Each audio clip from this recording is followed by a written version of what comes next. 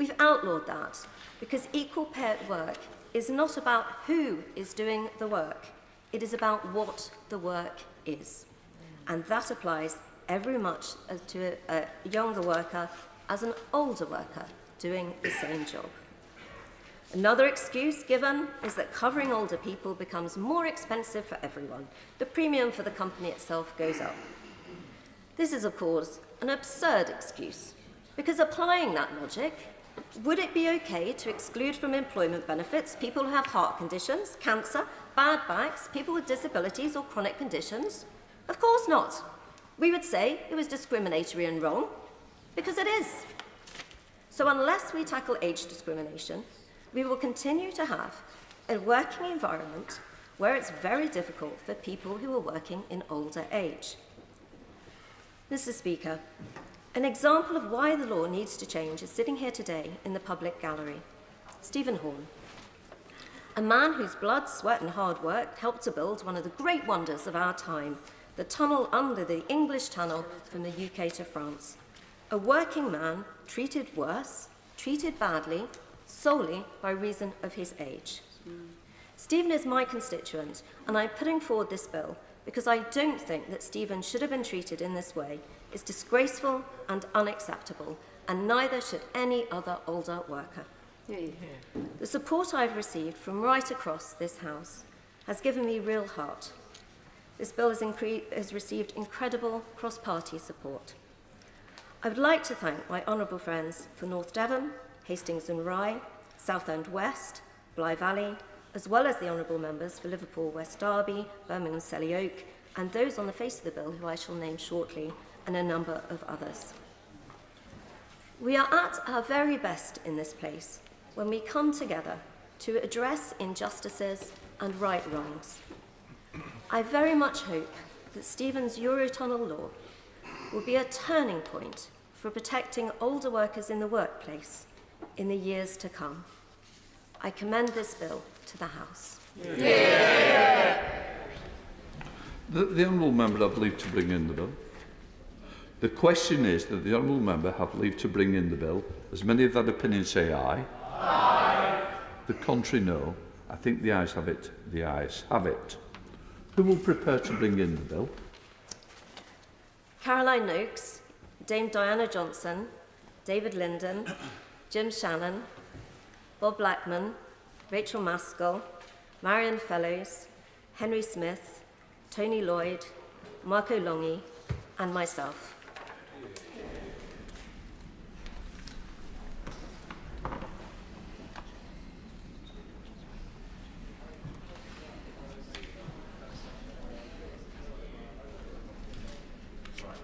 Natalie Elphick.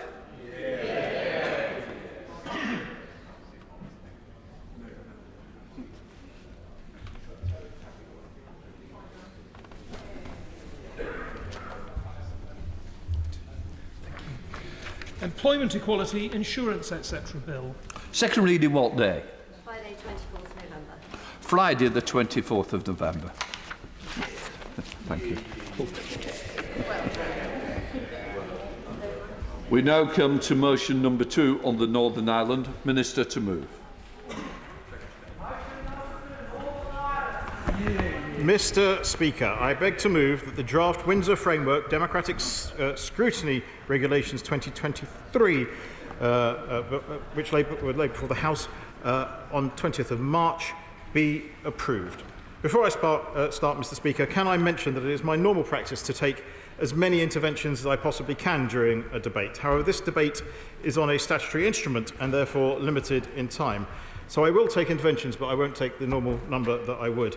And I will try and mop up all the questions raised in the debate at the end with the leave of the House. The Stormont Break is at the heart of the Westminster Framework. It addresses the democratic deficit, restores the balance of the Belfast Good Friday Agreement, and ends the prospect of dynamic alignment. It restores practical sovereignty to the United Kingdom as a whole and to the people of Northern Ireland in particular. I will give way to my...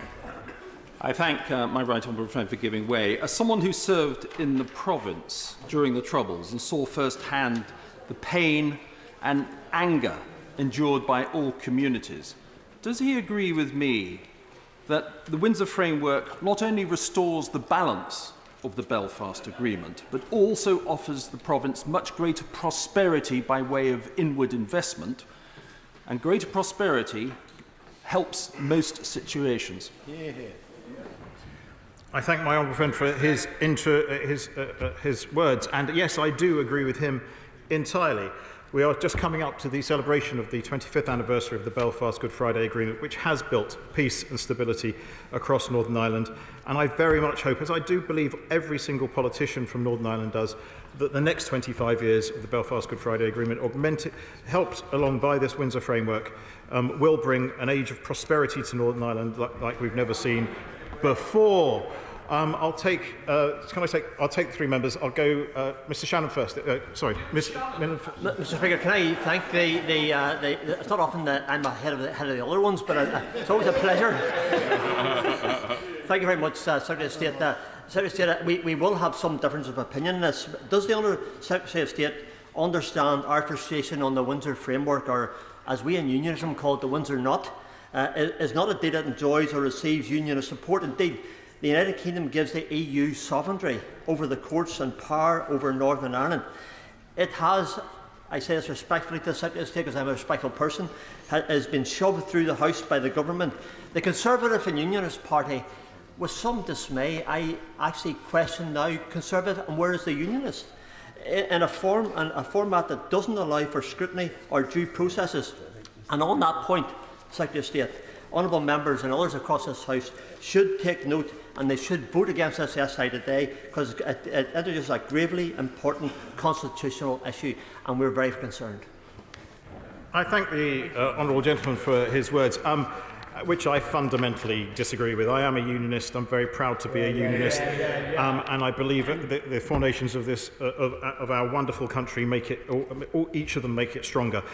And I do believe that this is a massive step forward in both progress for Northern Ireland, but the Union as well. I actually disagree with him entirely on his point. This actually adds to the democratic scrutiny that is available. And as one of Michel Barnier's former advisers put it, it does amount to a clear veto possibility for the UK government, directive by directive, at the behest of minority in the Northern Ireland Assembly.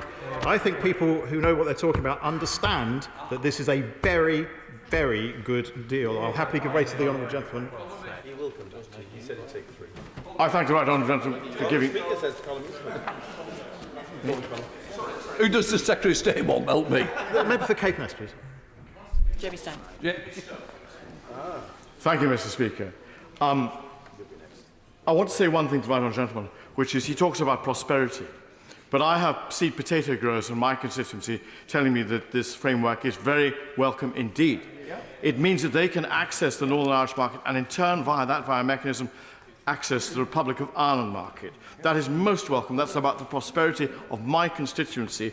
And perhaps this may lead to access to the Spanish and French market, which could be useful in the future. So that's why I believe we should support the framework. I thank the honourable gentleman for his very, very pro-unionist commentary. He's absolutely right. This for seed potatoes and for a whole host of other products that were no longer being, through the protocol, not available in Northern Ireland.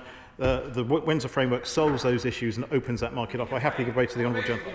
Very grateful for the Secretary of State for giving way. I thought I was going to have to do a whole lot of squats there just to get in. One of the criteria for using the Stormont Breaker for signing the petition says that MLAs using it must be individually and collectively seeking in good faith to fully operate the institutions, including through the nomination of ministers and support for the normal operation of the Assembly.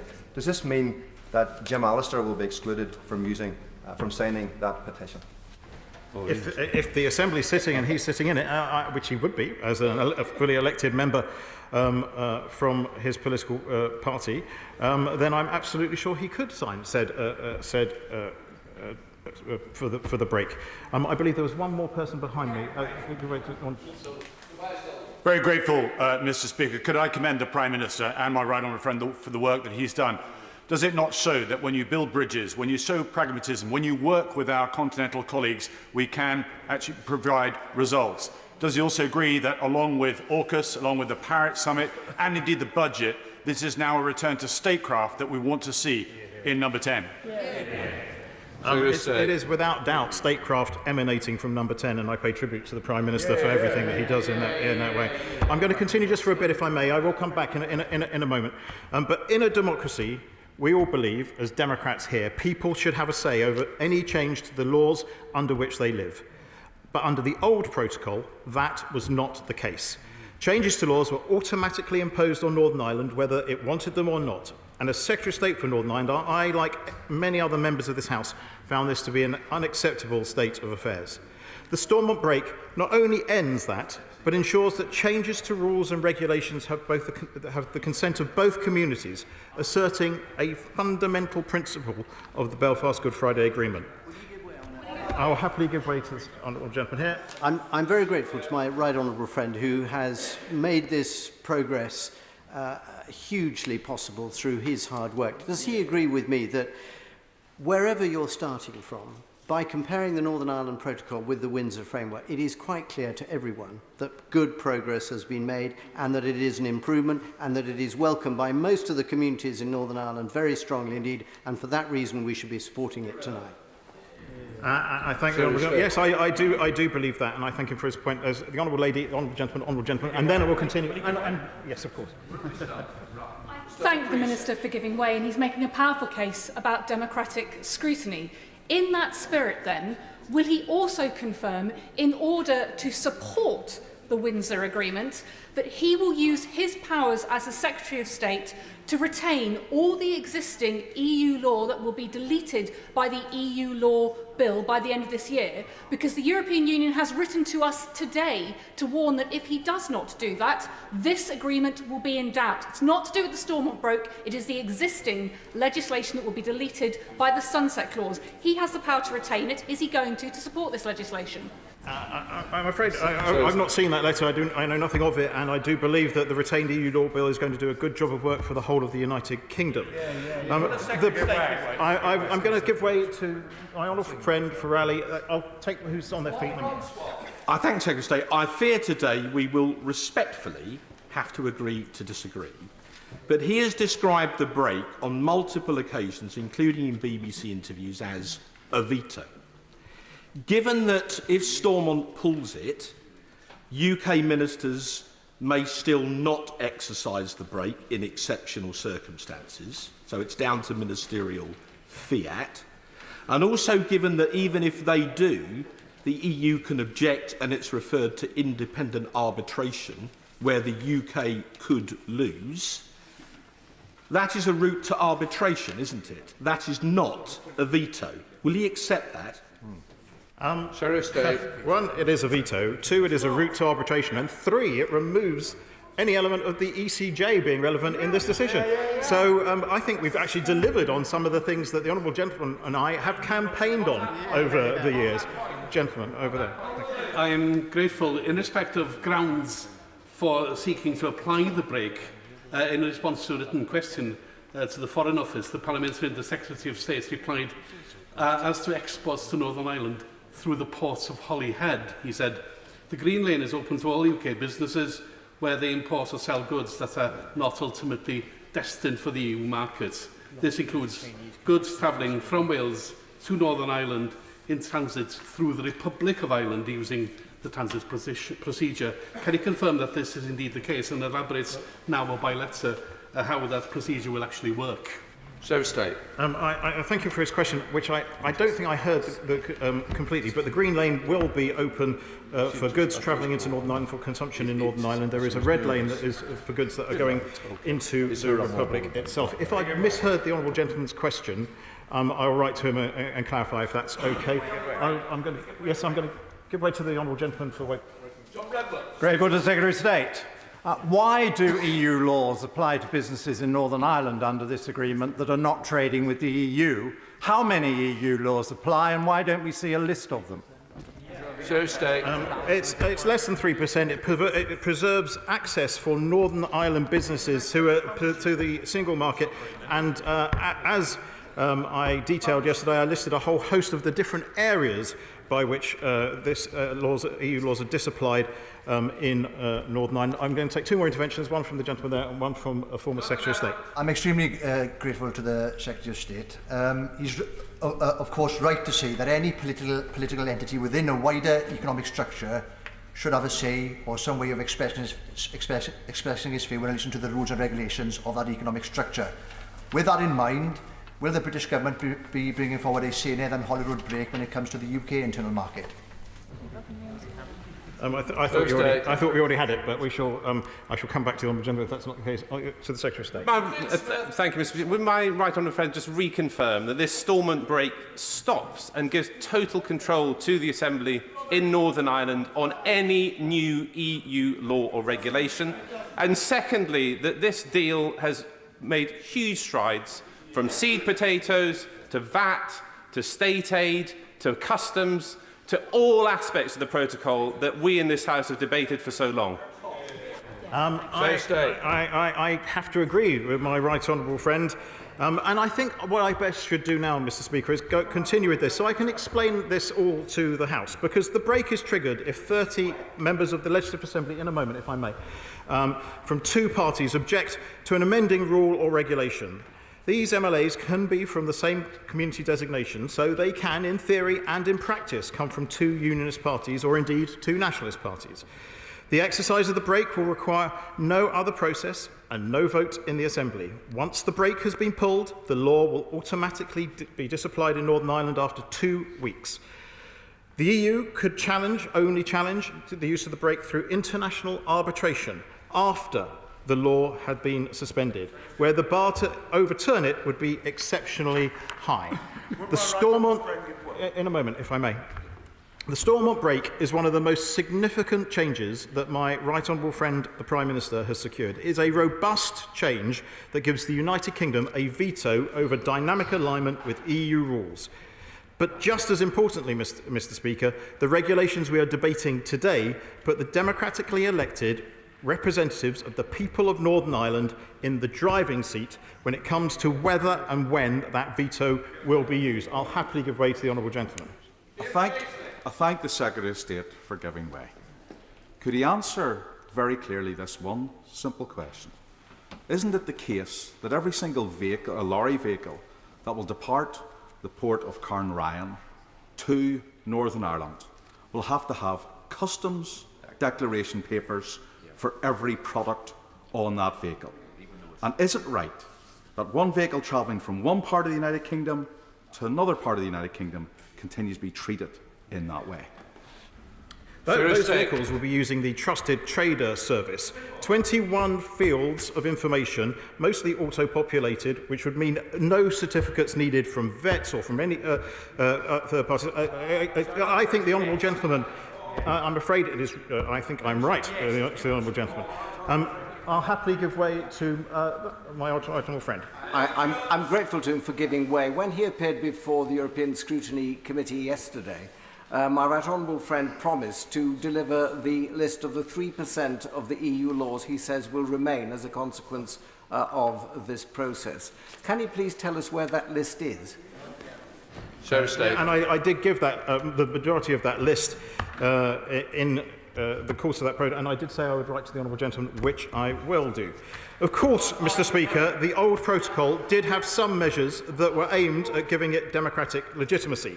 The UK did have a vote over any new laws that the EU wanted to add to the protocol, but that veto did not extend to amendments of laws that were already there. And crucially, there was no role for the Northern Ireland Assembly in deciding whether and when to use that veto.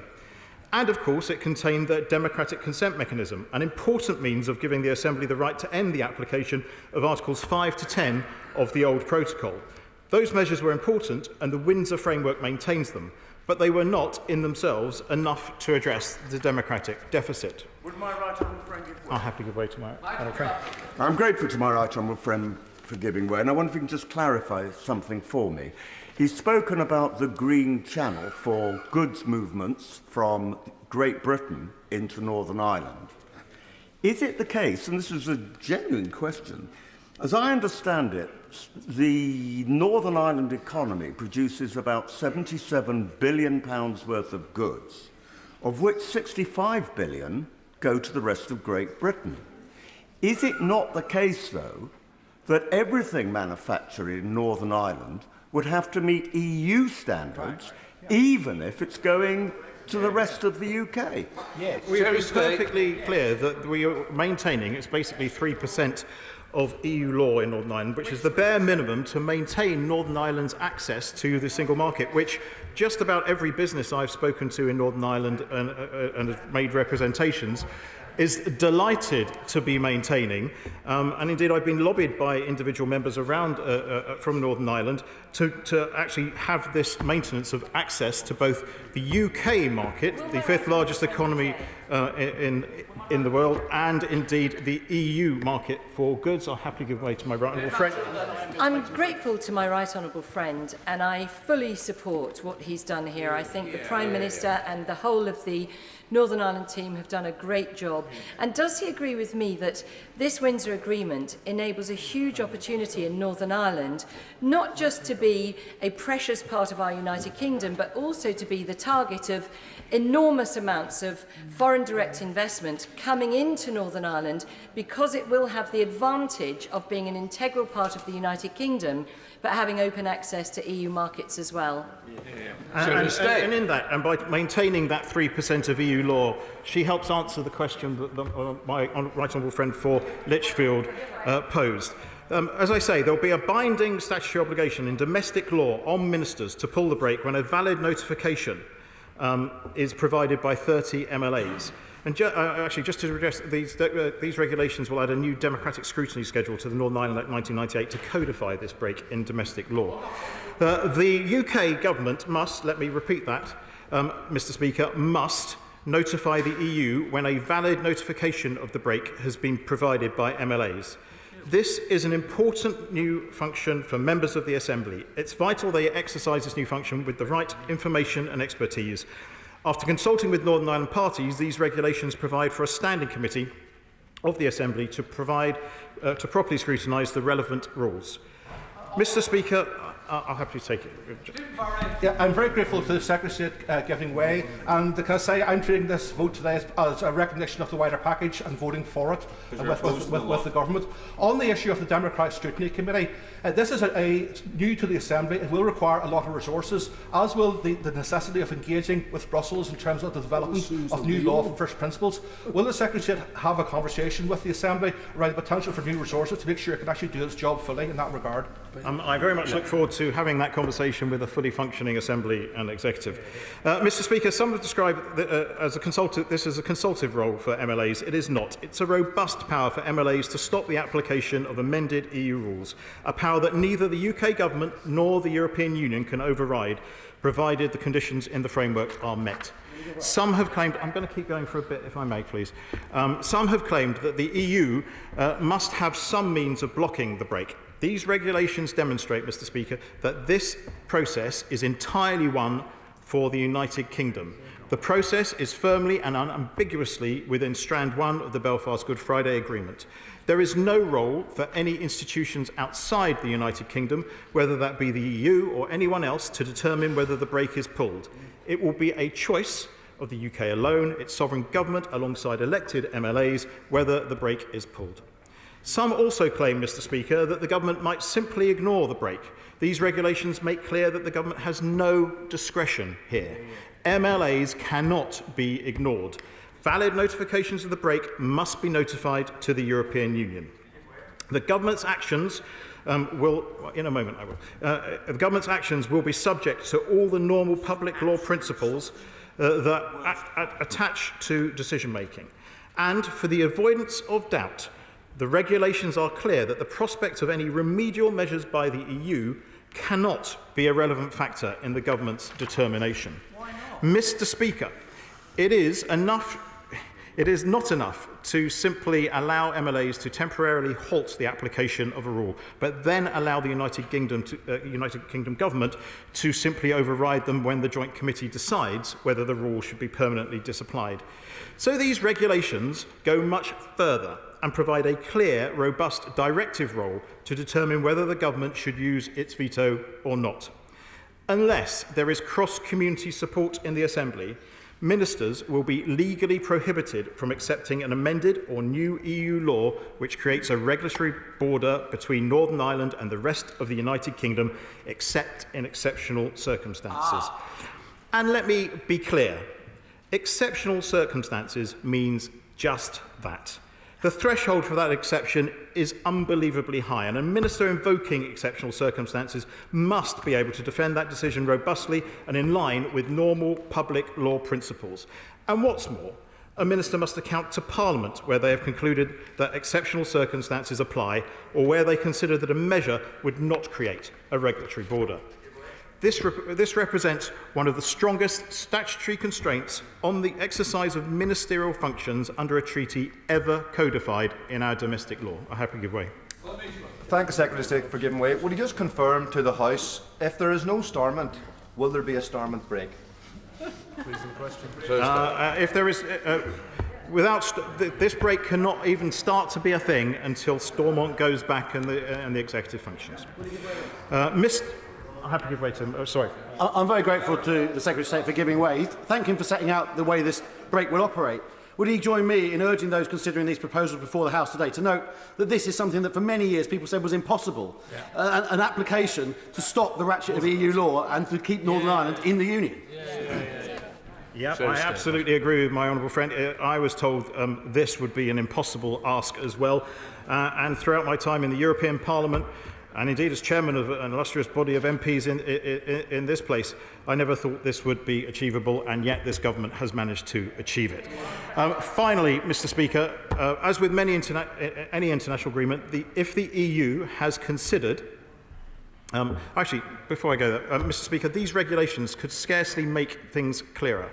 The overwhelming presumption is that unless the Assembly says yes, the government must say no. Finally, Mr. Speaker, and as with any international agreement, if the EU considers that the UK has improperly pulled the brake, it may choose to initiate a dispute. But we need to be clear that any dispute could only arise after the rules have been disapplied in Northern Ireland, and the resolution of that dispute would be for an arbitration panel. The European Court of Justice would have no role in resolving that dispute. Mr. Speaker, these regulations make the case for the functioning devolved institutions in Northern Ireland even more compelling. These measures will become operable only when the institutions are restored. Denying the people of Northern Ireland will not only deny them the basic right to an effective, stable government, but will also deny them the full democratic input into the laws that apply to Northern Ireland, and that denial cannot be justified. Mr. Speaker, these regulations give domestic legal effect to this democratic safeguard and restore the UK's sovereignty.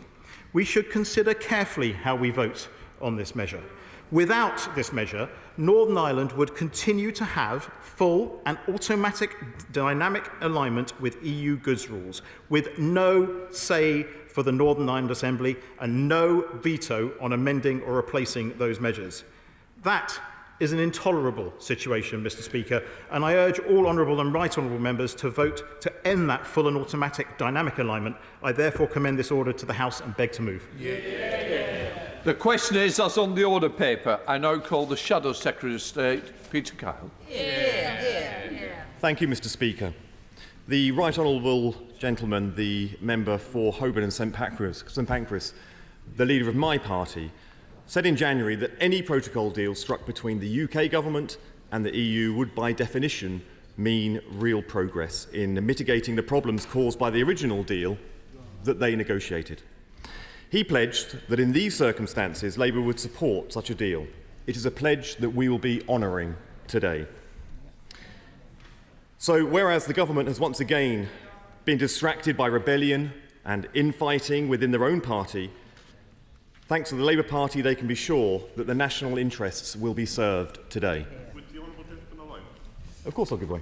I'm grateful to the Honourable Gentleman for giving way because he actually makes a very important point here. For the last quarter century, the House has proceeded in relation to the peace process in Northern Ireland, and today is about the peace process. Let's be quite clear about that, on the basis of bipartisan or non-partisan politics. For that reason, my party will also be joining him and the government in the lobbies tonight. I'm grateful for the right honourable gentleman's intervention and taking a similar position and coming to a similar view as the Labour Party. As a Scottish MP, I also want to express my sympathies with the incident which is unfolding in Edinburgh with a ship which is capsized and is injuring, we believe, 15 or more people. So our sympathies are with him and the people of Scotland today. The government has said that the vote today is the main vote on the Windsor framework. It's the main vote that this House will get. My speech will focus on why Labour supports the deal overall, but I will also begin on the Stormont break itself, which is the subject of the regulations that this SI puts in place today. The democratic deficit was always one of the hardest parts of the protocol deal to reconcile. Of course, businesses and most people in Northern Ireland want to continue access to the European market as well as the internal market. But the cost of this access was having no say in the rules which had to be followed. The Stormont break will give representatives a say once devolved government is restored. It is impossible to argue that this is not an improvement on the current situation. 30 MLAs from two parties will be able to trigger the break. But I think just as important is the new committee in the Assembly that will scrutinise new laws and which will affect Northern Ireland. There are understandable concerns about how the break will work in practice, but the best way of stress testing this can only be done through experience, and you can only get the experience by restoring Stormont. Getting Northern Ireland's devolved government back up and running is what we all want to see. I know also it's what the DUP members want to see too. I want to state the obvious before going further. The economy in Northern Ireland has huge potential. The economy in Northern Ireland is doing well. The Prime Minister rather eloquently explained why during his last visit to Northern Ireland. He didn't need to, because everyone who lives there or runs a business already knows. But the challenges posed by the protocol go much deeper than the market access, and that's what needs most attention during this torturous period of renegotiation.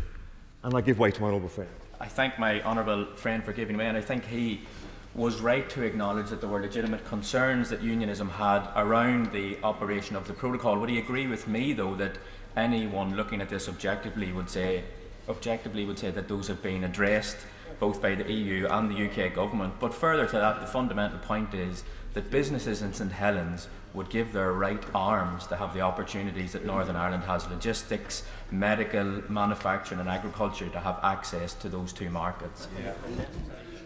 I'm grateful for my honourable friend's intervention. I'm also pleased that he recognised the legitimate concerns that the DUP have. But yes, I think all of us right across the United Kingdom want to see devolved administration in Northern Ireland up and running. That's what the purpose of this whole torturous process has been, and hopefully we can get resolved soon. I give way to the Honourable Gentleman for vote. So what is the point of rushing through a vote on this protocol when it is the protocol and the agreement behind it that prevents Stormont meeting, which means the protocol would never be used? Well, he makes the argument for why you should have voted against the protocol in the first place. Yeah. We on this side did oppose the protocol when it was imposed. He voted for it. Now, there are lots of people on that side, Mr. Deputy Speaker, that I listen to with great interest, because they often contribute a lot of thoughtful insight into the way we debate. But let's just reflect on what the Right Honourable Member for Wokingham said in the run-up to the Brexit referendum. The promises that he made to this country. This all came from his website, because I read it with great interest. 1, there will be more growth in the economy. 2, it'll rebuild our fisheries. 3, food will be cheaper. 4, our power will be cheaper. We will have fewer unhelpful regulations. Well, if that's the case, we wouldn't be here debating this today, would we? 6, we will get a US trade deal. And 7, our balance of payments will improve. There are many people who should be contributing to this debate in a thoughtful way. He, I'm afraid, is not one of them. The challenges posed by the protocol go much deeper than market access. And that's what's needed most attention during this tortuous process of renegotiation. The Unionist concerns were mostly twofold. Firstly, there were impediments to the flow of goods travelling across the Irish Sea. Some products and shipments were more affected than others, having a disruptive effect on supply chains and the ability of retailers to keep their stores stocked in a manner familiar to pre-protocol shoppers. This, of course, leads to the second source of concern, which is the existential impact that these impediments have to the free flow of goods within the United Kingdom and what that poses for unionism. I give way. I'm grateful to the Honourable Member for giving way. Would the Honourable Member agree with me that the Government has made tremendous progress with this Windsor framework in terms of veterinary and sanitary and phytosanitary measures?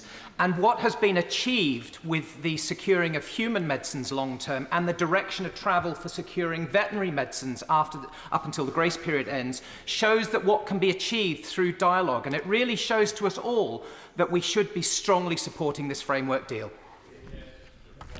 It does indeed show that negotiating and talking rather than rowing delivers more, but it also shows that you should think very carefully about what you vote for in the first place. Yeah. It is a right enshrined in treaty that anyone in Northern Ireland who wants to associate themselves as British should be able to do so without impediment. I understand this. Of course I do. If produce made in Sussex faced checks on the border with Hampshire, I would have something to say about it. And I've also asked myself this: if the protocol checks were taking place between Ireland and Northern Ireland instead of the Irish Sea, would nationalist communities be demanding action today? I believe they would. So demand for action is warranted. It is based on real concerns, not confected ones. So the mystery to me has always been why the government took so long to act. Why wait until devolved authorities had collapsed before seeming to care? By the time I was appointed to this job, the DUP had been voicing concerns about the protocol for well over 6 months. They were ignored. A month before I was appointed, the Right Honourable Member for the Lagan Valley had published an article calling for Article 16 to be triggered. It was met with silence. Then, in February, the executive was collapsed, followed 4 months later by the Assembly. In all that time, there was no visits by the Prime Minister, no meetings with party leaders either in Northern Ireland or in Downing Street, not a single statement to this House. As a result of this neglect, and believe me, it is neglect, we are now faced with two problems. The first is solving the technical issues created as a direct result of the original protocol negotiated by that government and voted for by every single person sitting on those benches. That protocol, I remind the House, was created, negotiated and hailed as a great deal for Britain by this government at the time. And lest we forget, it was voted for by every single member on those benches, including those affiliated to the ERG faction. Secondly, that period of neglect created a political problem that this government is paying the price for right here today.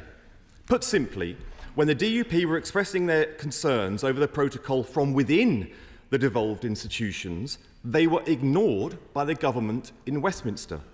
When they collapsed those institutions, they were rewarded with a prime ministerial visit and ultimately the renegotiation of the protocol. The message from government couldn't be clearer. The learned behaviour of dealing with this government is that if you act functionally within the devolved administration, you are ignored. Of course, but if you act outside of the administration, you are unignorable. Of course, in this period, the other Northern Ireland parties have been denied their place within the government as well, through no fault of their own. In just one moment. So, if you disrupt and act outside of the structures of government, you get all the attention in the world. You even get a Prime Minister travelling abroad on your behalf to renegotiate a deal we'd hitherto been told was unrenegotiable. I give way to the Honourable Gentleman from Stansted. I thank the Shadow Minister for giving way.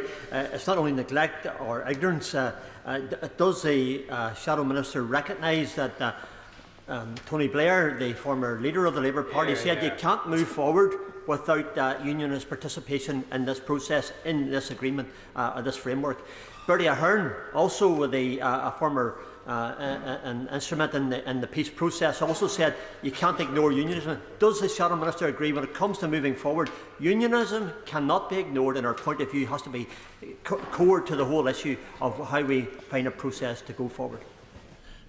I'm very grateful for his intervention, and I'm very grateful for the opportunity to have the exchange between us. And it gives me the opportunity to say that I can only speak for the Labour Party. I can speak for myself as a Shadow Secretary of State, and that is that his party and no party in Northern Ireland will ever be ignored by this party or a future Labour government.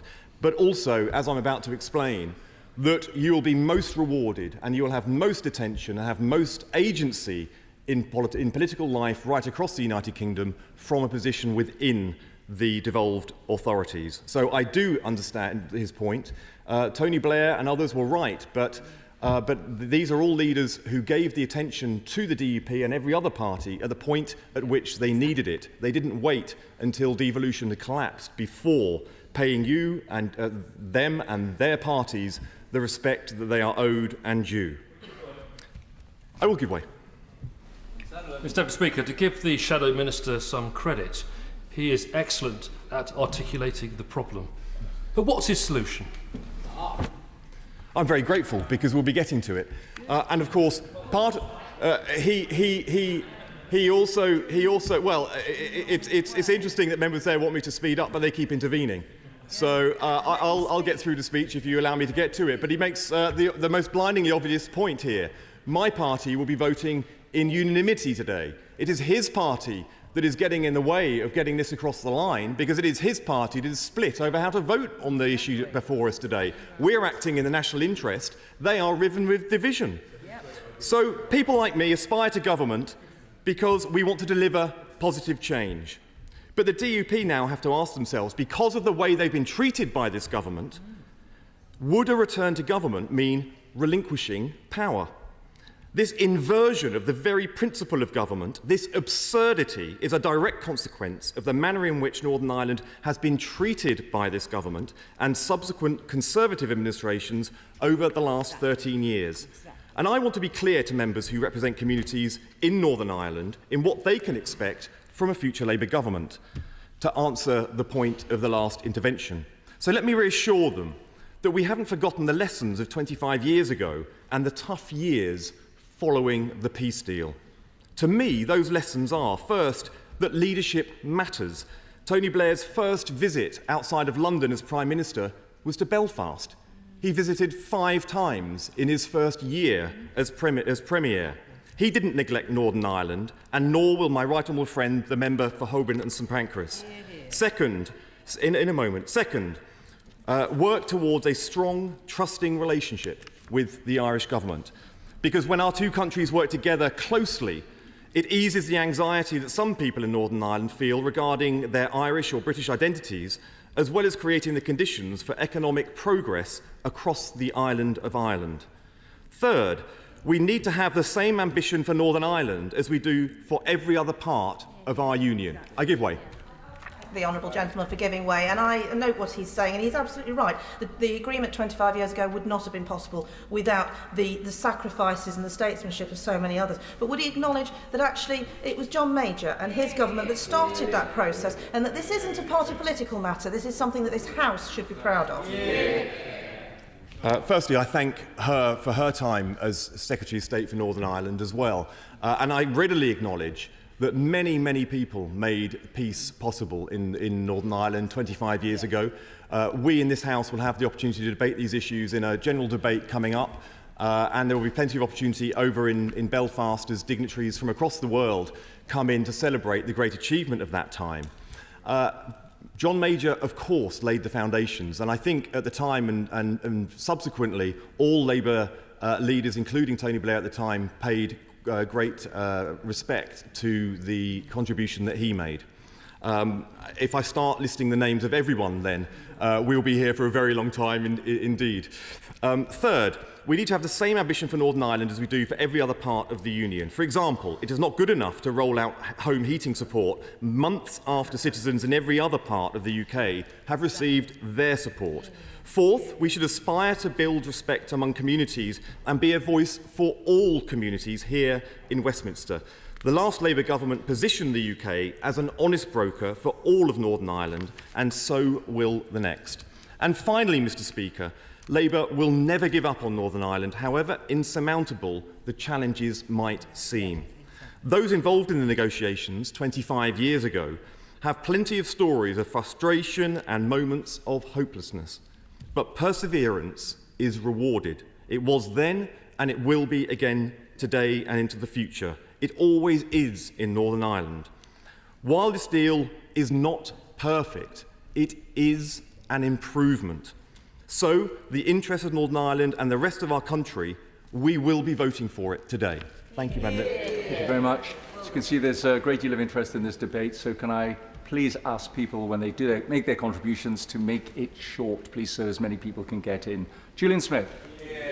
Thank you, Mr. Deputy Speaker. I welcome the debate and the vote today, and the Windsor Framework has my full support. I also welcome the fact that the Labour Party, Lib Dem Party and almost the SNP, I think, are supporting the government and the Conservative Party today. Those of us who have followed this issue closely probably never expected to be here debating a renegotiation of the treaty itself. And it's testament to the Prime Minister's determination and that of the Secretary of State, the Foreign Secretary and others, that this focus, and through this focus, they've been able to achieve that. As someone also who's been slightly traumatised by Brexit votes over the years, I'm also delighted that this is the end chapter. And notwithstanding further improvements and changes, I think this chapter is one we're probably all delighted to be ending.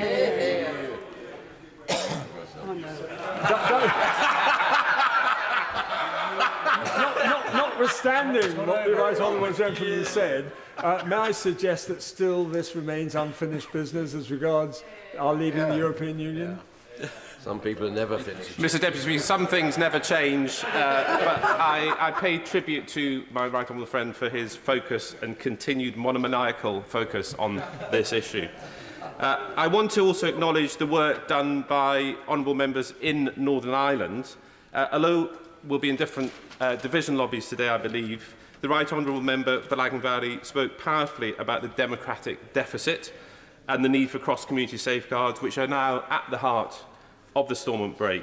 As one of Michel Barnier's top advisors said, as the Secretary of State has just told us, there has actually been a big victory for the Democratic Unionist Party. The Honourable Member for Upper Barn worked harder than anybody else to finally fix the issue of seed potatoes for her farming constituents, and the Honourable Members for North Down, Foyle and South Belfast have all engaged closely with businesses, Northern Ireland enterprises, to find practical solutions. I believe that the huge progress has been achieved, and we now need to maximise the potential for Northern Ireland to become one of the most attractive places to invest in the UK. I want to finish briefly by talking about the Union. The greatest strength we have in securing Northern Ireland's place in the Union is the majority of people in Northern Ireland who support it. We must cherish, nurture and expand that support and consent at every opportunity.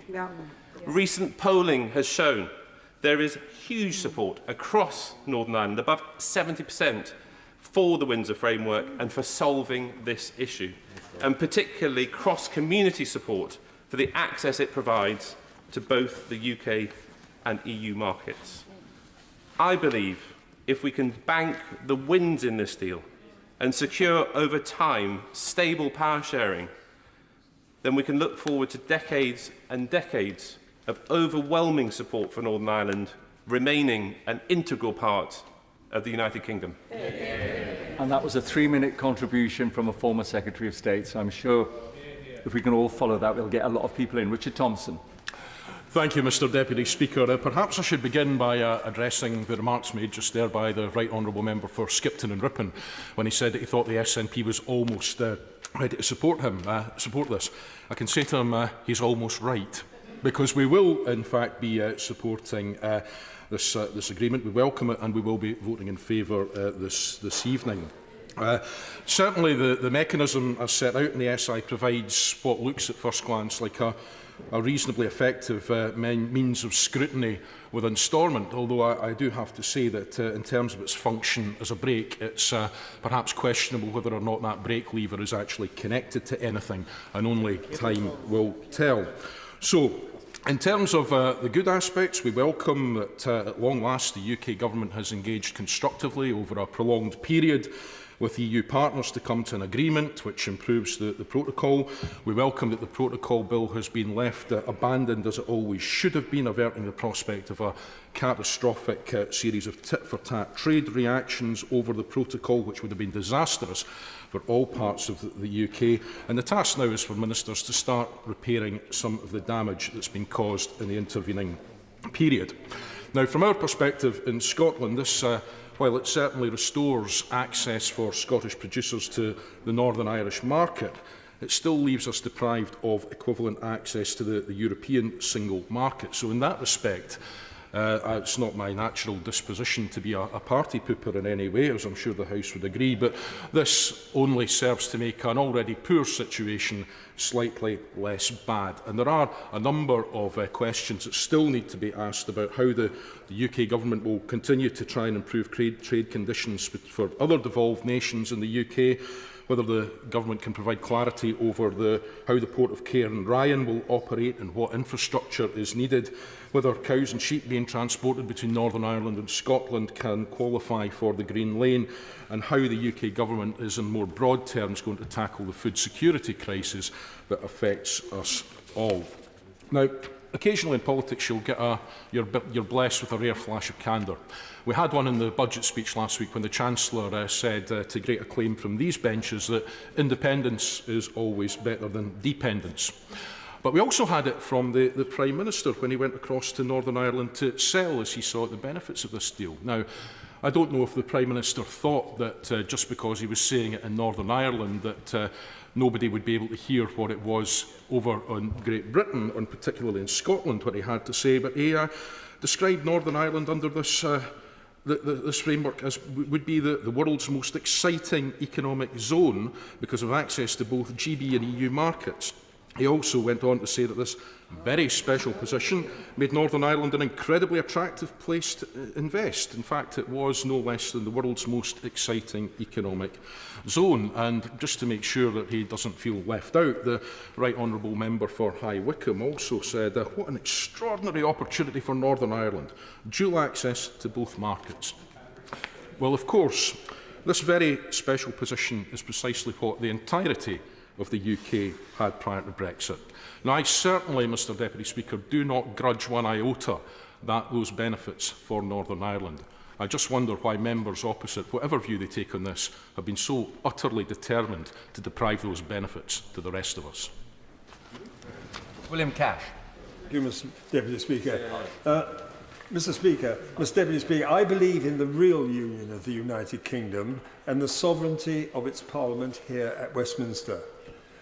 Article 1 and 2 of the Protocol clearly state the principle of consent for Westminster, and the territorial integrity of the United Kingdom is fundamental. Consent and veto are different things. We have left the EU and we have passed Section 38, the guarantee of the sovereignty of the United Kingdom Parliament, and yet all laws passed before we left in relation to the single market still apply to and subjugate the people of Northern Ireland to the EU, but not to the rest of the UK. There is no such thing as Northern Ireland sovereignty. There is only constitutional Westminster sovereignty, and I'm afraid I do not recognise the expression practical sovereignty used by the Secretary of State in this debate and the letter he wrote to the Joint Committee Chairman on statutory instruments of the 20th of March. Why should 2 million Northern Ireland citizens and voters for Westminster be treated differently from, say, the 2 million people from Birmingham, Liverpool or Manchester? Of course. The Honourable Gentleman is making a powerful speech, and obviously he's a subject matter expert, and I know he has passionate views on this. But listening to him, the phrase that comes to mind is a German one, I'm afraid. It's pathologische Realitätsverweigerung. It means a pathological denial of reality. The simple fact is that the lived reality in Birmingham and Manchester is entirely different. We aren't against another national border. We don't need to have some form of alignment with a neighbour for the free movement of goods and services. There's not a situation where there's, for example, I think it's only a single milk processing plant on the island of Ireland. There has to be some sort of practical recognition of the difficulties and the lived reality. Well, unfortunately, the heading of the statutory instrument we're discussing in this motion today says constitutional law. And I'm very sorry to have to say that what the Honourable Gentleman said, and it's some references to pathological something or other, I'm afraid makes absolutely no sense in relation to constitutional law, which is that we in this country operate a rule of law and a constitutional law which confers the sovereignty to Westminster Parliament, which includes the people of Birmingham, Manchester, Liverpool and Northern Ireland, and should do so equally. So since Brexit, Mr Deputy Speaker, over 640 laws, which we see each week in the European Scrutiny Committee, which I chair, have been passed already for Northern Ireland by the EU Council of Ministers behind closed doors in Brussels by majority vote without even a transcript. Can we imagine laws being passed in this country, in Westminster, without Hansard, without a transcript, and by majority vote? It's unthinkable. Of course I can. Very, very grateful for the Honourable Member for giving way. Of course, I think, if memory serves me right, he did vote for the protocol that didn't have a Stormont break and had far more checks in it. Could he explain why he's voting against this? Well, very simply, because we agreed that we were going to bring in the Northern Ireland Protocol Bill. I'll come on to that in a minute. That is the difference. That's what would have dealt with the situation. So we in the rest of the UK have left the EU and have been subjected to our own laws, not those of the EU, for the past as they were for the last 50 years. This, as I've said to the Right Honourable Gentleman, it remains unfinished business. Pre-Brexit single market legislation continues in Northern Ireland. The Northern Ireland Protocol Bill dealt with the unacceptable imposition of EU laws, but this bill is now being disposed of, to my very grave concern, although it was passed in this House by a majority of 72 on third reading. And most of, I'm going to say, of honourable members who are here today, on our side of the House anyway, voted for it. The Windsor Framework does not effectively disapply EU law as such in, for example, the customs regime, because this falls within the legal competence of the EU relating to goods. Indeed, if the UK purports to use its so-called veto in relation to this question of the Stormont break, the EU will be able to get round this sooner or later in respect to the green lanes and may invoke retaliatory measures. I'm afraid I'm not impressed by the expression exceptional circumstances. Words mean what you choose them to mean, said Humpty Dumpty. The question is who is to be master, that is all. And I believe firmly that that will be the European Union. In fact, one of my sadnesses about this whole business here today is that there really was a need for proper time to discuss, in consultation with the government, alternative legal arguments. There are papers that have been produced in the last 48 hours and over the last few weeks. There are blogs, there are commentaries by distinguished lawyers which quite clearly demonstrate that the arguments that are presented by the government are not those which are agreed by other eminent lawyers. And that's a point of law as well as a point of fact. And as to the question of democratic consent and the inadequacy of the Stormont break, I'm sure that this will be addressed by the DUP members today. This is as important to all of us as the main principle of the Union. The procedures have been rushed, and I simply cannot accept that it is right for a statutory instrument to be approved in this House today when there is not yet a legal decision in the Withdrawal Agreement Joint Committee until Friday, so we hear. Furthermore, I now hear that the House of Lords itself, which is part of the Joint Committee, is not going to consider this statutory instrument until Wednesday the 29th of March, which is after the Withdrawal Agreement Joint Committee sits. So the government, in seeking approval of this statutory instrument today, is not doing it in synchronisation with the House of Lords, and I find this manifestly unsatisfactory. I am deeply concerned, too, that these procedures are not following the criteria of Standing Order 151 of the Joint Committee on Statutory Instruments. And I do think that the chairman, if I may say with great respect, that the chairman of the Joint Committee on Statutory Instruments, who is a member of this House for Morden, should really be here today to explain their position.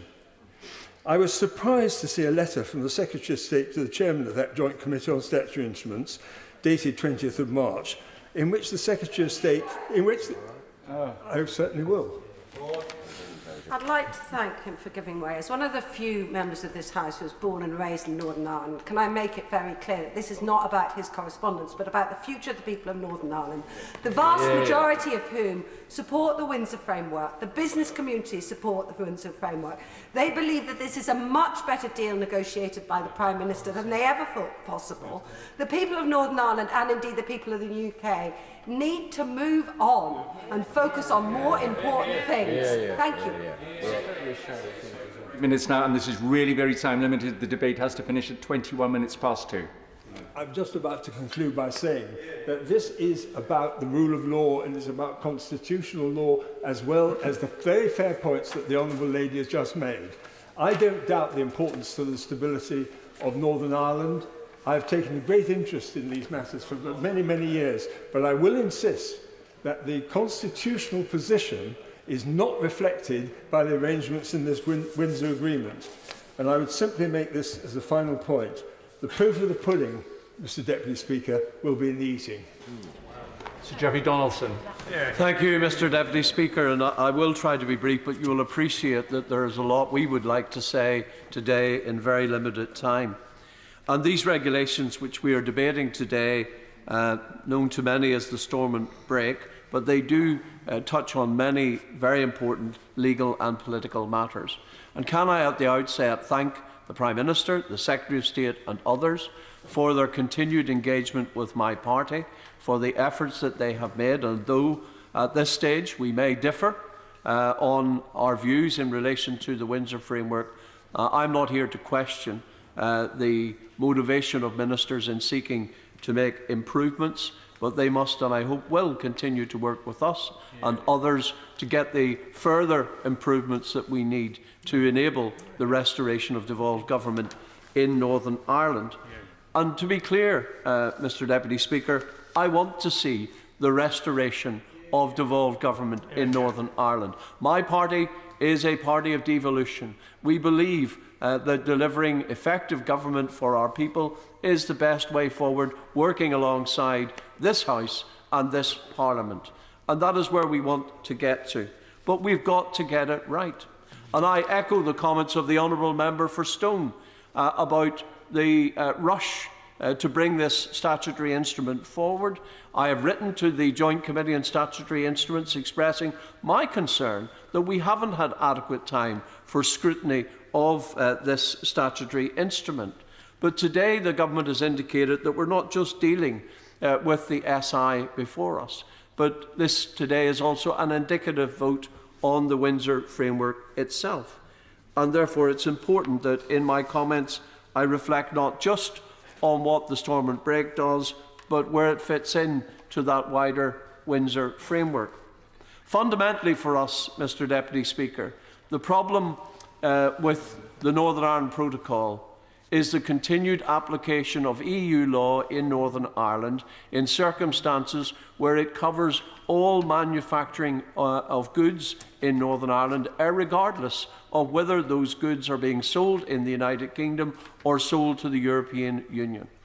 And I repeat the statistics that I quoted earlier at Northern Ireland Questions.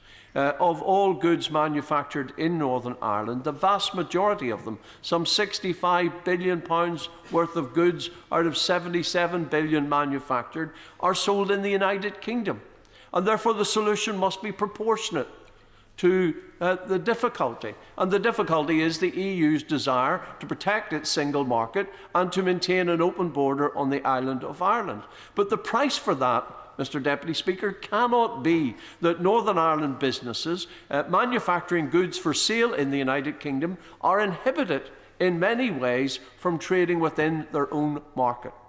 And so I say to the Secretary of State that in relation to the Windsor Framework, whilst undoubtedly improvements have been made, we have not yet fully addressed this fundamental problem, which is the continued application of EU law for the manufacturing of all goods in Northern Ireland. And we believe the real solution here is similar to that which was proposed in the Northern Ireland Protocol Bill, which is that where goods are being sold in the United Kingdom, staying in the United Kingdom law and standards apply.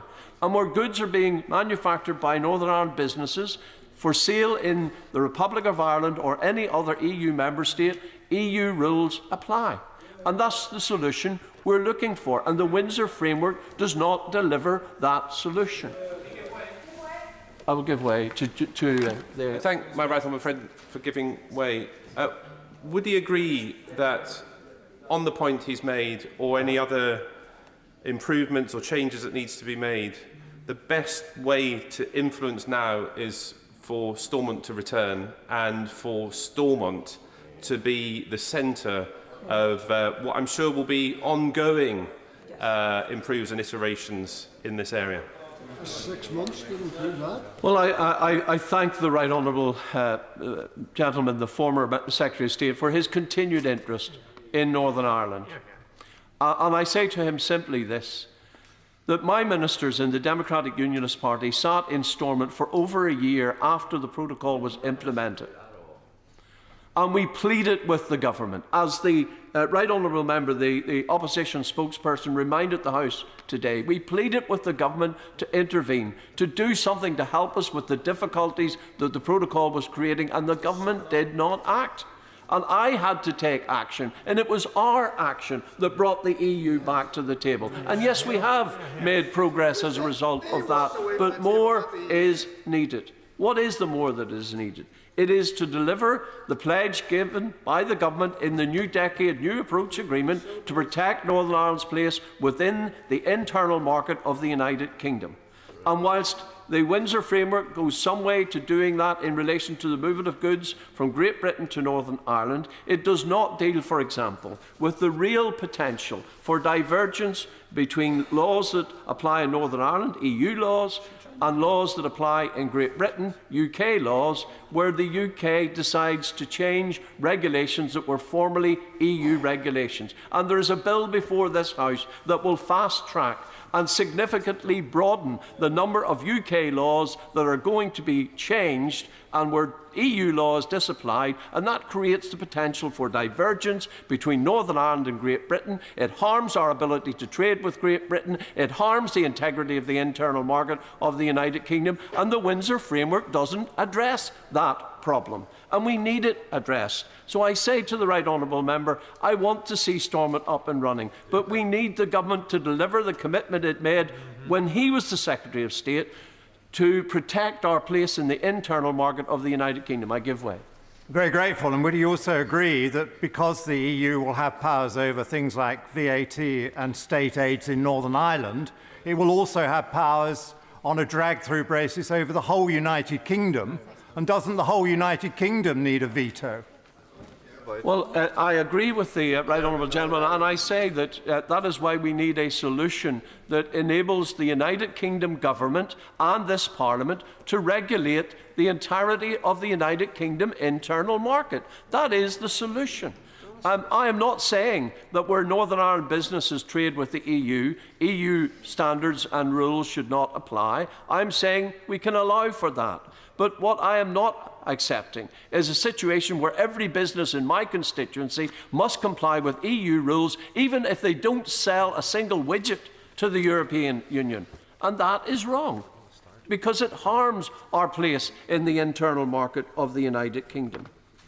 The Stormont Break seeks to address the democratic deficit that I have mentioned, and to an extent it provides a role for Stormont to pull that brake when changes to EU law are occurring.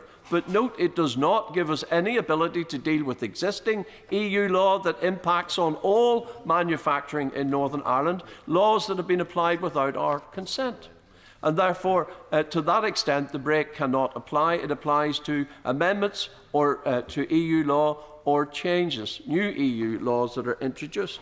And I also note, Mr Deputy Speaker, that in the proposed arrangements, it is available to the EU to take retaliatory action in the event that the UK government applies a veto to a new EU law. Now, this is a matter of concern to us in Northern Ireland, because retaliatory action could come in a number of forms and could include the suspension of arrangements in the Green Lane, which would impact our ability to bring goods from Great Britain to Northern Ireland. So we need to be clear that it is wrong for the EU to be able to intervene at that level in the free flow of goods from one part of the United Kingdom to the other. And so I highlight that issue as a real matter of concern to us. Just before you take this intervention, Sir Jeffrey, there is now 9 minutes, and also when you resume your seat, I'm introducing a 3-minute time limit to get as many people in, so please be cognizant of that. I'm very grateful, Mr Deputy Speaker. My right honourable friend will know of the exchange the Secretary of State and I had yesterday at the European Scrutiny Committee, and the invitation given to him to indicate that in Article 18 of the Stormont Break, exceptional circumstances would preclude a material consideration being the EU retaliatory action that he has so referred. The Secretary of State was quick yesterday to agree with the interpretation. Can I ask, through my right honourable friend, that the Secretary of State at least will consider reaffirming the commitment that he was given yesterday? It features in Article 14, it does not feature in Article 16, but just to be clear, retaliatory action would not allow, the threat of retaliatory action would not allow a Secretary of State to consider that as an exceptional circumstances when exercising a veto. Well, I thank my honourable friend for that intervention, and I welcomed what the Secretary of State said yesterday, that we must not allow the threat of EU retaliatory action to influence ministers in exercising their powers under the Stormont Break. I also welcome the clear commitment that the Prime Minister gave to me recently, that the application of this power, the Stormont Break, is entirely a matter for the United Kingdom. It is a Strand 1 issue under the terms of the Belfast Agreement, and does not involve a role for the Irish Government in relation to these matters, and that's a very important principle for us. Mr Deputy Speaker, the Prime Minister has also indicated to me that in this process the wishes of Stormont will be respected. But I have made clear that in exercising the Stormont Break, we are simply applying, in our terms, the possibility, the potential of a veto by the United Kingdom Government on one aspect of EU law. This does not deal with all of the problem, and that's the difficulty that we have. The continued application of EU law in Northern Ireland is what creates the problem for us in our ability to trade within the internal market of the United Kingdom. As I come to a conclusion, Mr Deputy Speaker, I think it is important that the Government of the United Kingdom takes stock of where we are now. I understand that the Foreign Secretary is going to the Joint Committee of the UK-EU Joint Committee on Friday to sign off on the Windsor Framework, and that the indicative vote taken today in this House will be used as justification for doing so. But can I say to the Secretary of State, surely our shared objective here, as was espoused by the former Secretary of State earlier, is to see the political institutions in Northern Ireland restored. And therefore, we need to continue engaging with the government to get this right. My party is committed to doing that. We are committed to continue working with the Secretary of State, working with the Prime Minister, and that has to be about delivering on the commitment given to protect Northern Ireland's place within the internal market of the United Kingdom. That where EU law is applied to facilitate cross-border trade, that it does not impede our ability to trade with the rest of our own country within the internal market of our own country. That is the bottom line for us. And until that is resolved, I can't commit to the government that we will restore the political institutions. It's what I want to do, but we need to get this right. I want Stormont restored on a sustainable basis, on a stable basis, where there is cross-community consent and consensus. That does not exist at the moment.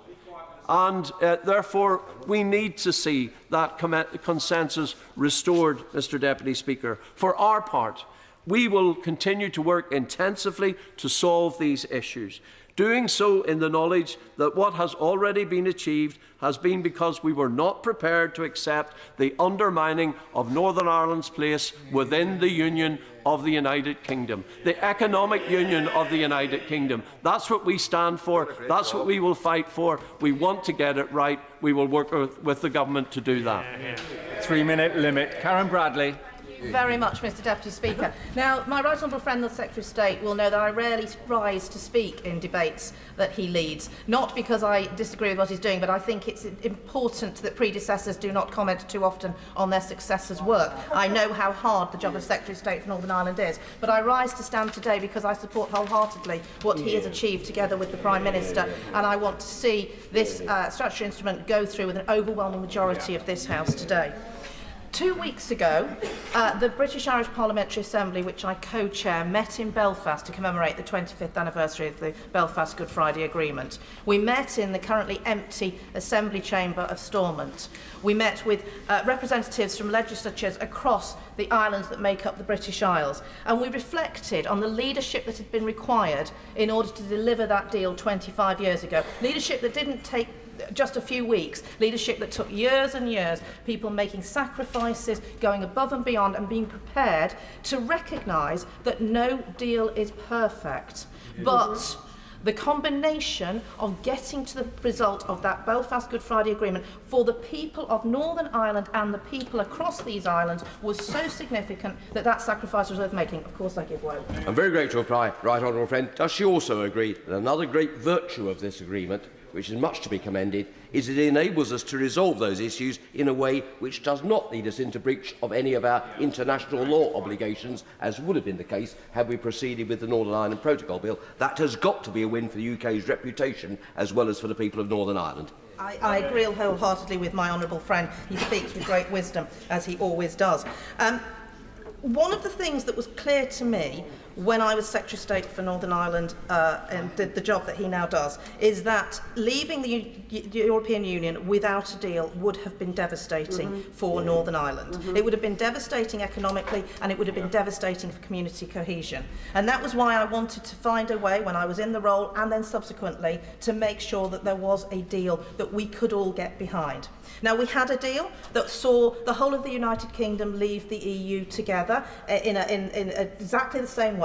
That deal wasn't acceptable. It wasn't acceptable to that side of the House, and it wasn't acceptable to many of my honourable and right honourable friends. I recognise and I acknowledge why that was the case. They felt it would have meant us being too close to the European Union, and I fully respect that. We then had a deal presented to us by the former Prime Minister, the Right Honourable Member for Uxbridge and South Ruislip. Now, there were many faults with that deal, but I believed the Prime Minister when he said that he wanted me to vote for that deal, that it was important for the people of Northern Ireland. And I was prepared to do that, even though I knew that there would result in checks on goods on the Irish Sea, even though that was clear from that agreement. But I was prepared to do that because it's so important for Northern Ireland, and my Prime Minister asked me to vote for it. Now, we must remember that when the Belfast Good Friday Agreement was drawn up and the Northern Ireland Act was enacted, We and the United Kingdom and Ireland were both members of the EU. So that meant many of the issues did not have to be codified. We didn't have to set out what happened to goods travelling. We didn't have to set out rights, because those rights came from our joint, but both of us having membership of the EU. Leaving the EU means that some of these issues now need to be codified. They can only be done through negotiation. They can only be done by there being accommodation made on both sides. What the Prime Minister has come back with the Windsor framework shows enormous accommodation actually from the EU side. The Stormont break is an absolutely extraordinary thing for the EU to agree to, and people around the world are looking at what we have achieved and congratulating our right honourable friend the Prime Minister for what he has achieved. So I say to this House, what is the alternative to the Windsor framework? What is it we think we're going to get? There is nothing better on the table. This is a significant move forward, and I urge my honourable and right honourable friends to vote for it. Hilary Benn. Very much indeed, Mr. Deputy Speaker. I must confess that when I read the Windsor framework, I was surprised and pleasantly surprised, because as the Secretary of State told the House earlier, there are things in there I didn't think the negotiation would manage to achieve, and it's to the great credit of the negotiators. I would also say it is to the great credit of the DUP that they have achieved so much in this agreement. And the EU has had to move a long way. And I think it is a very sensible proposal, because leaving the European Union always confronted us with a choice about what to do about the border between Northern Ireland and the Republic. Apart from those who say, well, that's not my problem, leave it to the EU, everybody knew that some arrangement had to be put in place. The result was the protocol. It didn't work. The Windsor framework, I think, provides a way forward. And the Stormont break, in particular, answers the point that I've heard members of the DUP make in this House about future EU legislation, because the break is available. The second point I want to make is to respond very directly to the point the Right Honourable Gentleman for Lagan Valley made about existing EU law that continues to apply in the European Union. Many of those bits of legislation have applied in the European Union, in Northern Ireland and the United Kingdom for years. For years. Have they impacted on the ability of Northern Ireland businesses to trade with the rest of the United Kingdom? No, they have not. And they apply in Great Britain because of EU retained law. Now, the government has a choice when it decides which of those bits of retained law it wants to dispose of or change through the EU retained law bill, to what extent it wants to create divergence. I suspect that by the time we get to the end of this year, many of those pieces of legislation will still be applying in Great Britain, because divergence creates problems. It's the point that the former Prime Minister, who is in her place, made in one of her speeches shortly after the referendum. She said divergence results in us having to make a choice. And the final point I want to make is that it is very striking that businesses will take decisions for themselves. There was a recent example. The EU decided to reduce the amount of permitted arsenic in baby foods. Now, what did manufacturers in Britain do in response? They didn't wait for the government to say, well, we might or might not follow suit. They said, henceforth, we will, of course, produce baby foods matching the EU standard, because they want to continue to be able to sell their products. And ultimately, businesses will decide the standard that works for them.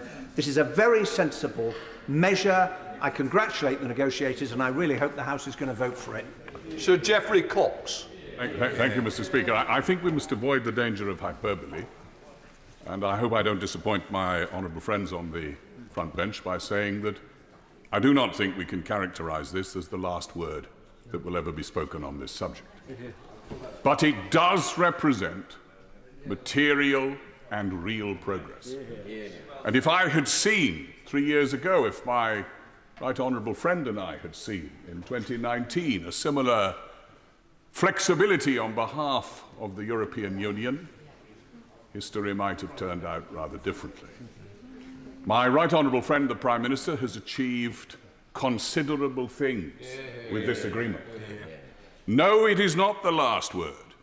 Yes, it is true that to any of those who prize the constitutional principles my honourable friend for Stone has spoken of, it will always leave a lasting sense of dissatisfaction that there are certain rules that apply in Northern Ireland that do not apply on the mainland of Great Britain. But Northern Ireland is a special case.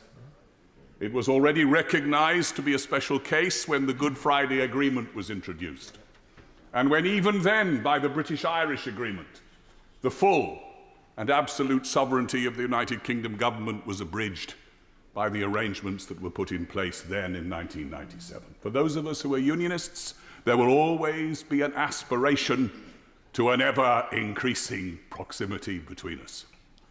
But the stage we have now reached is that this agreement represents a significant and major achievement by this government. It requires, compels, commands the assent of every member on this side of the House, I fully believe. For it is a serious and significant improvement on the protocol as it was agreed in 2019. And why would we not at least agree to an improvement, even if we say at the same time it is not the last and final word? And so, looking back through the last few years with a degree of regret, nostalgia even for those times perhaps, I commend most strongly to this House, urgently to this House, the virtues and merits of this important and real staging post on the pathway ultimately to what I hope will be a final settlement. Thank you very much, Mr. Speaker. In the very brief amount of time that I have, I'll make a number of short points. Look, we don't like the Stormont break for a number of reasons. I would never have agreed the Stormont break. I think it damages and clouds the investor proposition. It has no specific role for the human rights or equality commissions. The break can be pulled before the committee can even finish its work on scrutiny. And most importantly, I think it's a very bad idea, given the number of years I spent in Stormont, to give the DUP a veto over anything. I want to just say something as well, Mr. Speaker, about some of the people in this House who will go in and vote against this today. Former Prime Ministers, members of the ERG, all of whom supported the protocol that had no Stormont break in it, that had far more checks for businesses in it. They're more interested in internal Tory politics than they are in the wishes and interests of the people in Northern Ireland. And I would urge the DUP to learn the lesson of the past few years. The people you can trust, the people who want to work with you, are sitting right here. They're not over there on the backbenches of the Tory, Tory party. I will.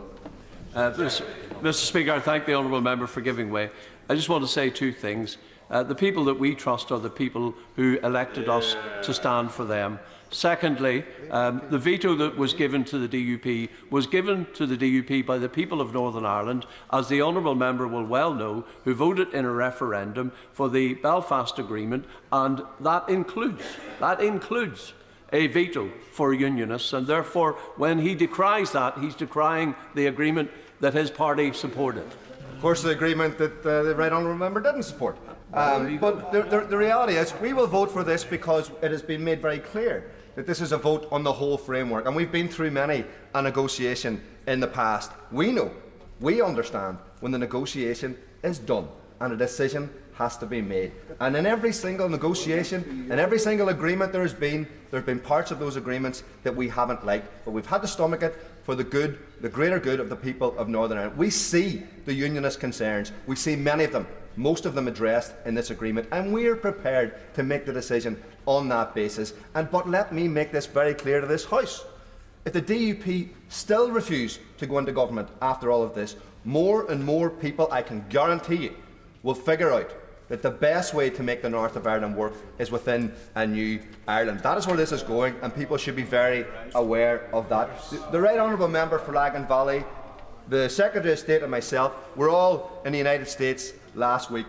We know that President Biden has appointed Joe Kennedy as an economic envoy to try to take full advantage of dual market access. We met investors, we met senior members of the US administration who want to help us bring jobs to places like Derry that have been left behind over many years. This is a huge opportunity. It is facing us, it is right in our face. Dual market access that people around this House would, as somebody said earlier, give their left arm to have for their own constituents. Why? Why, oh why, despite some concerns, even that I have within all of that, why would you give that up? The most important thing to remember though, Mr. Speaker, it's done. It's over. The negotiation is finished. The British government, the European Union are moving forward, they're moving on, they're dealing with other issues. It's time now to deal with the crisis in our health service, which is at the point of collapse, to deal with the economic stagnation, to get into Stormont, to do the work on behalf of the people, and to come back together again and work the common ground. There is no other alternative. Thank you, Mr. Speaker. I am a passionate Brexiteer, and I still think our future outside of the European Union is the best possible thing for the United Kingdom. But above all else, I'm a passionate Unionist, and it really does pain me, like my right honourable friend, the member for Skipton and Ripon, to see that here we are again having these same discussions that we had in the hung Parliament of 2017 to 19. But for so many of us now, we do believe the deal that's been struck by the Prime Minister with support from the front bench from other passionate Brexiteers, this is the best possible deal. And at any time over the last 7 years, if we'd been offered this deal as a United Kingdom as the way forward, we would have bitten their arms off. And it seems to me, Mr. Speaker, the greatest pity that the DUP, honourable members and right honourable members opposite are not going to support this deal today. It seems to me that this is a superb deal for people who live in Northern Ireland. And whilst I fully respect the views and the knowledge of my honourable friend, the member for Stone, I do think that the constitutional issue has to be taken as slightly, only very slightly different to the issue that faces us today. Today we're looking at a deal that really will work so much better for the people of Northern Ireland and for our union. And as my right honourable friend, the member for West Horwich and Devon says, this will not be, in all likelihood, the last we hear on this subject. But let's not make the perfect the enemy of the good. Let's move forward as one United Kingdom and vote for this SI. Mr. Speaker, let's be clear what we're debating here today. We're debating a lock or a break, which is necessary because the government has allowed the EU to impose its law on part of the United Kingdom. And the result of that is that we now have a border between one part of the United Kingdom and the other part of the United Kingdom. A border which is going to be reinforced very shortly by the building of physical posts which will be used to monitor trade between Great Britain and Northern Ireland, where goods which are going into Northern Ireland purely for the consumption in Northern Ireland will be checked, 100% customs checks and 1 in 20 physical checks. And that can be varied, of course, by the EU. And what's the answer, government's answer to it? Well, Unionists can make a protest about it, they can sign a petition of concern. By the way, a petition of concern, which if there's anything will destabilise the Northern Ireland Assembly, it's the constant use of the petition of concern, and the members behind me will confirm that. So, first of all, there's a limit on what can be done. And secondly, despite what the Secretary of State has said, that he would be bound to, in fact, he would have no option to, other than listen to the petition of concern from unions. There's a whole section in this bill which tells us grounds on which he can refuse to do it. And even when he does, if he does accept it, he then has to go to the Joint Committee and he has to exercise a veto which he knows will lead to material impacts for the United Kingdom, and that we can be absolutely sure. If it's a choice between disrupting relations with the EU, ironically, this Windsor framework is presented on the basis that it's to normalise relations with the EU. If that's the case, how likely is it that we're going to pick a fight with them over the implementation of some EU law in Northern Ireland? The truth is, this is not a Stormont break, it's a Stormont fake. It should be rejected by this House. It doesn't protect the Union, it doesn't protect democracy in Northern Ireland, and it will not get the Assembly back and running again. Well done. 20 seconds, John Redwood. The government should not put this to a vote now. This will not work. It cannot work as a break because Stormont will not meet because of it. And it gives amazing powers to the European Union. Order. The question is, as on the order paper, as many of that opinion say aye. Aye. Of the contrary, no. No. Division, clear the lobby.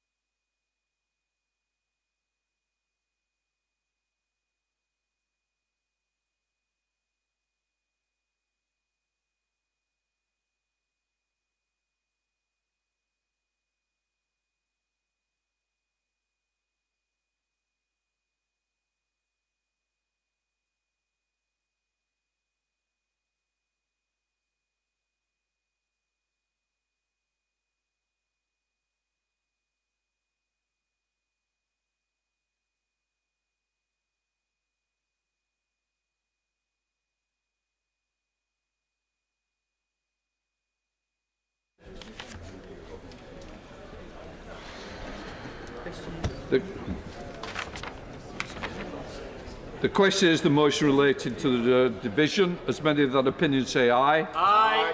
The contrary, no. No!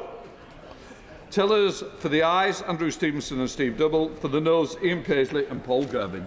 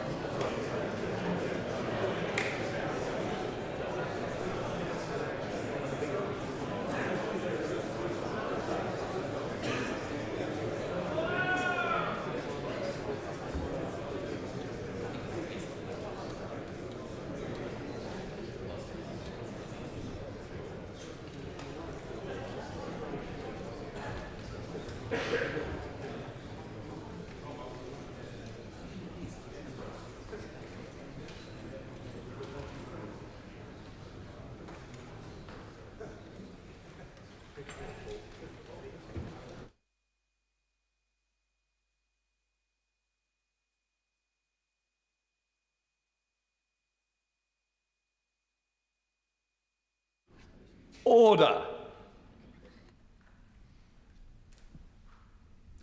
The ayes to the right, 515. The noes to the left, 29.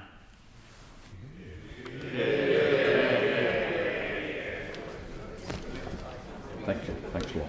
Ayes to the right, 515. The noes to the left, 29. The ayes have it. The ayes have it. Unlock. Sorry, thank you. All right, Nigel.